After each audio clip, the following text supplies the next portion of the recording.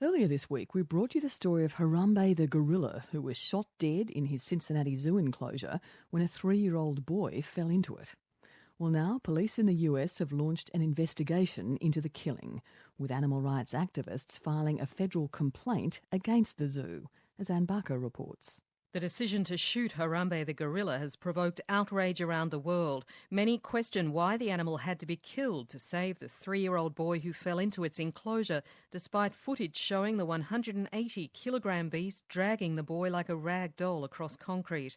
Public anger has sparked a petition with 400,000 signatures demanding justice for Harambe. Now Cincinnati police have launched an investigation. Michael Budke heads the group Stop Animal Exploitation Now. What we're calling for right now is a federal penalty against the Cincinnati Zoo because we believe they have violated the law. We're also calling for the general public to rethink zoos and understand what they're actually supporting. Gorillas come from Africa, not Ohio. Animal rights protesters staged a vigil for Harambe outside the zoo. They've filed a complaint of negligence, saying the gorilla enclosure had inadequate fencing to keep people out. If you give an adult adequate equipment, they can breach any barrier. But we're talking about a 3 or 4-year-old child here.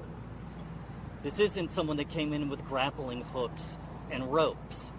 So you tell me, if a 4-year-old child can get through the physical barrier, is that a safe barrier? But Cincinnati Zoo director Thane Maynard maintains the zoo made the right decision to kill the gorilla. This child was being dragged around.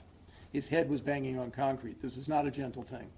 The child was at risk. We're very fortunate that he's okay. Cincinnati police say the investigation will focus on the actions of the boy's parents rather than the operations or safety at the zoo. The parents have faced a fierce backlash on social media, with many accusing them of stupidity and negligence. Regardless of who was at fault, the gorilla's death has devastated all involved, not least the man who knew Harambe best. Jerry Stones is now director of another zoo in Texas where the gorilla was born. I've worked with this gorilla family since they came into the United States. The grandparents were 4.5 to 5 years old, 5.5 years old. I unpacked them when they came from Africa. They were just little guys. I've been with them their entire life, and I've seen all the babies be born.